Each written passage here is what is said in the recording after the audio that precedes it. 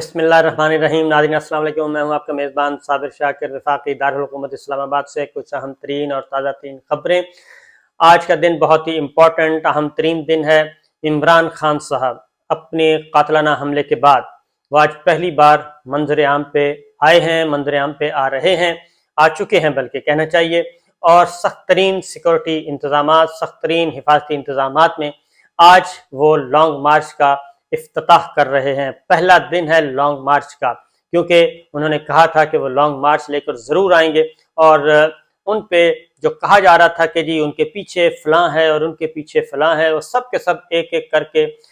سب چھوڑ چکے ہیں اور نئی ملٹری لیڈرشپ آ چکی ہے، اور اس کے باوجود عمران خان صاحب کا جو قافلہ ہے، ان کا لانگ مارچ پلان ہے، وہ جاری و ساری ہے۔ آج ان کی زندگی کا اہم ترین دن، کیونکہ ایک دفعہ قاتلانہ حملہ ہو چکا، اور جس طریقے سے محترمہ بے نظیر بھٹو پہ قاتلانہ حملہ ہوا تھا کارساز میں، اور اس کے بعد پھر آگے معاملات بڑھے تھے، اور راولپنڈی میں اللہ تعالیٰ معاف کرے کہ یہ دوبارہ نہ ہو، راولپنڈی میں محترمہ بے نظیر بھٹو کو شہید کر دیا گیا تھا، اور ان کو سب کچھ وہی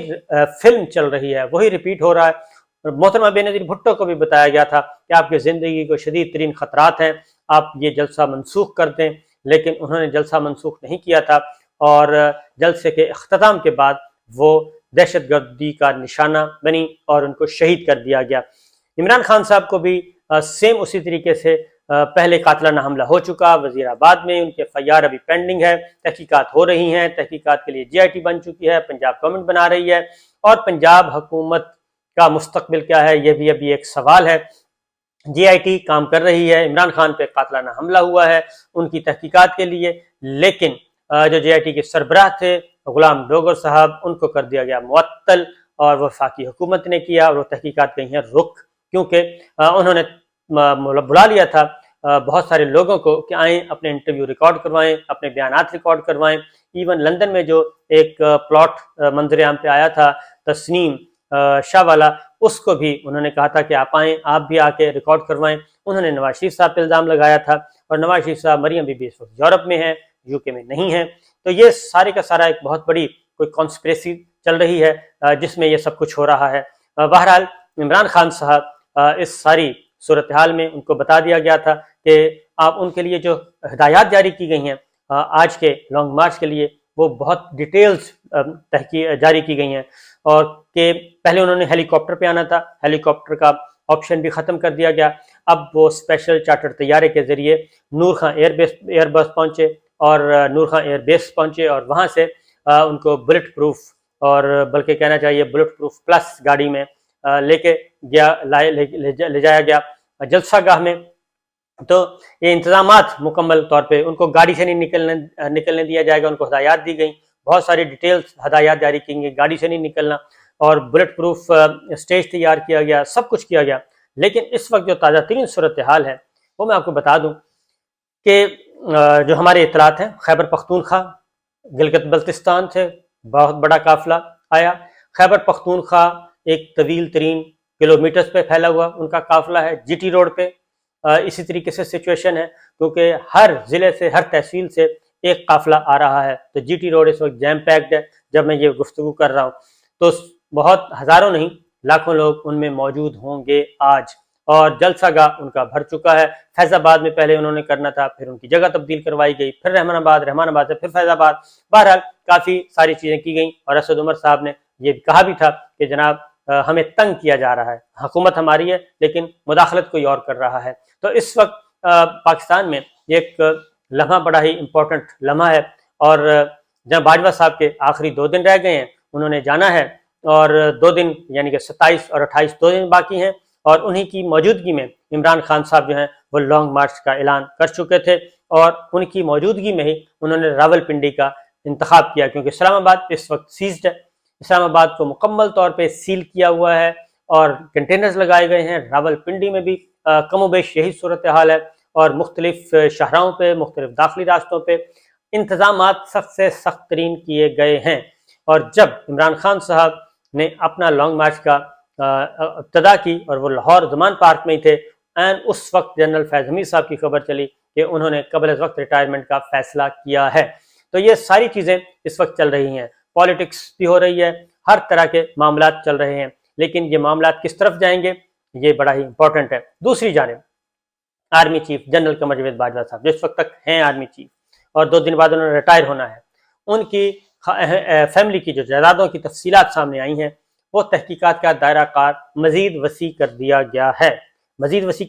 ہے اور مجھے دال میں کالا کالا نہیں بلکہ پوری دال ہی کالی لگ رہی ہے اور وفاقی حکومت آہستہ آہستہ اپنے ہدف کی طرف بڑھ رہی ہے اور یہ تحقیقات ہو رہی ہیں اور آپ کو معلوم ہے کہ جب تحقیقات ہوں گی اور افسروں کو معطل کیا گیا، افسروں کو ڈسمس کیا جا رہا ہے، افسروں کو تبادلہ کیا جا رہا ہے، یہ سب کے سب افسر جو ہیں وہ جائیں گے کھلی عدالت میں اپنا مقدمہ لے کے،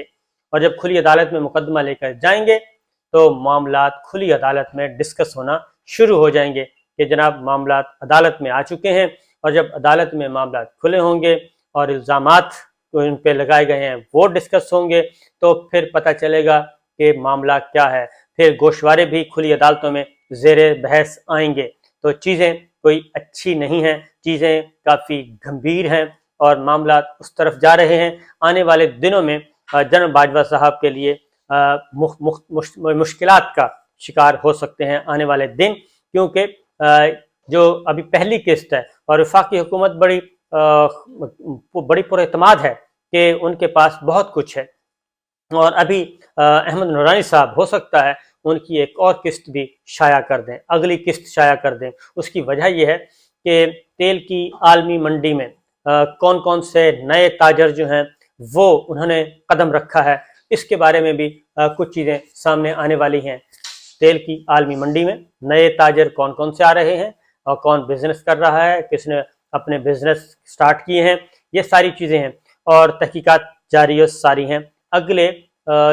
2-4-6 دن آپ کہہ سکتے ہیں یہ جب تک لانگ مارچ، کیونکہ پوری فوکس اس وقت حکومت کا بھی ہمارے سیکورٹی اداروں کا بھی عمران خان کے لانگ مارچ پہ لگا ہوا ہے کہ یہ لانگ مارچ کیا رخ اختیار کرتا ہے، آج عمران خان صاحب کیا تقریر کرتے ہیں اور کیا وہ ٹھہریں گے یا جائیں گے۔ اگر انہوں نے ٹھہرنے کا فیصلہ کر لیا تو یہ چیزیں اور بھی اہم ہو جائیں گی، اور پھر آگے دیکھیے ہوتا ہے کیا۔ جنرل ندیم رضا ریٹائر ہوئے ہیں۔ جنرل ندیم رضا کے بارے میں آپ کو بتا دوں کہ جب جنرل ندیم رضا کو 3 سال پہلے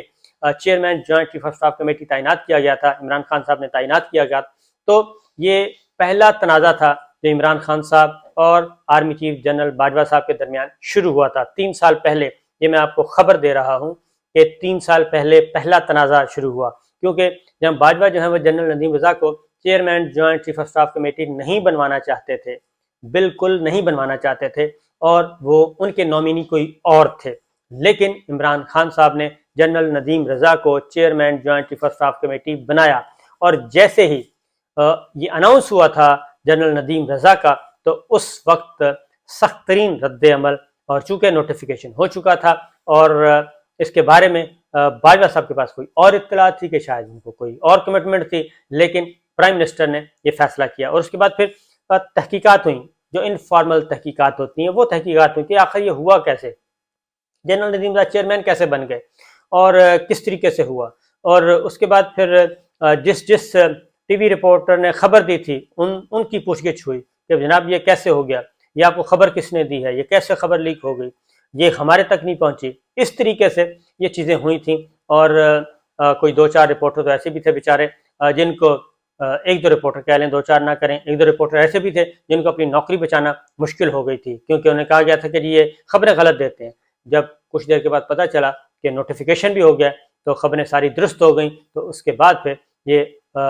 پھر یہ خاموشی ہو گئی تھی۔ تو یہ پہلا معاملہ تھا جب chairman joint chief of staff committee general Nadeem Raza کو جب عمران خان صاحب اور باجوہ صاحب کے درمیان غلط فہمی ہوئی تھی، اور باقی جو لڑائی کی وجوہات ہیں وہ آج ہو سکتا ہے عمران خان صاحب اپنی تقریر میں بتائیں۔ جو اختلافات ہیں جنرل باجوہ صاحب سے، اختلافات ان کے کب شروع ہوئے، بہت ساری چیزیں ہیں عمران خان صاحب کے پاس بتانے کے لیے کہ کیا کیا فرمائشیں ان کو کی جاتی رہیں، اور کیونکہ فی الوقت تو جنرل باجوہ صاحب نے of the record Imran Khan صاحب کے بارے میں بہت ساری باتیں بتائی ہیں، ہر جگہ بتائی ہیں، یونیورسٹی میں بھی بتائی ہیں، اور ریٹائرڈ جرنیلوں کو بھی بتائی ہیں، ریٹائرڈ فوجی افسروں کو بھی بتائی ہیں، صحافیوں کو بھی بلا بلا کے بتاتے رہے ہیں، اب بھی بتا رہے ہیں کہ یہ مسئلہ تھا، یہ مسئلہ تھا، یہ مسئلہ تھا، وہ ساری کی ساری باتیں عمران خان صاحب تک پہنچ چکی ہیں، اور چونکہ مختلف خیال ہیں اور عمران خان صاحب کی فالوئنگ بہت زیادہ ہے، آرمی کے اندر بھی، آرمی کے باہر بھی، اسٹوڈنٹس بھی، صحافیوں میں بھی فالوئنگ تو ہے، تو وہ جا کے عمران خان صاحب کو بتا دیتے ہیں کہ جناب آپ کے بارے میں یہ باتیں کی گئیں، لہٰذا عمران خان صاحب اب ان تمام باتوں کا جواب دیں گے، اور اس میں عثمان بزدار، اس میں کس کو وزیر اعلیٰ پنجاب لگوانا چاہتے تھے، پرنسپل سیکرٹری اعظم خان کو کیوں تبدیل کرنا چاہتے تھے، ان کی جگہ پہ کس کو لانا چاہتے تھے، شہزاد اکبر صاحب کو برطرف کیوں کروانا چاہتے تھے، ان کی جگہ کس کو لانا چاہتے تھے، وزیر داخلہ جو اپوائنٹمنٹ ہوئی وہ کس نے لگوائی تھی،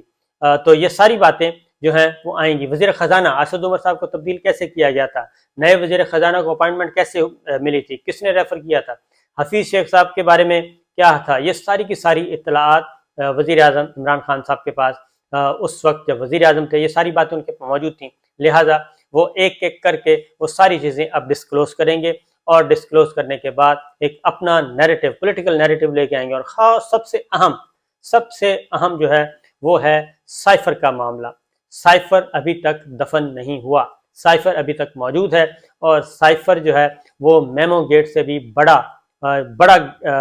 سکینڈل، بڑا سکیم بنے گا، میمو گیٹ سے بھی، ڈان لیک سے بھی بڑا بنے گا، میمو سے بھی بڑا بنے گا، کیونکہ وہ ایک پروف ہے، وہ ایک ڈاکومنٹ ہے گورنمنٹ آف پاکستان کے پاس، ایک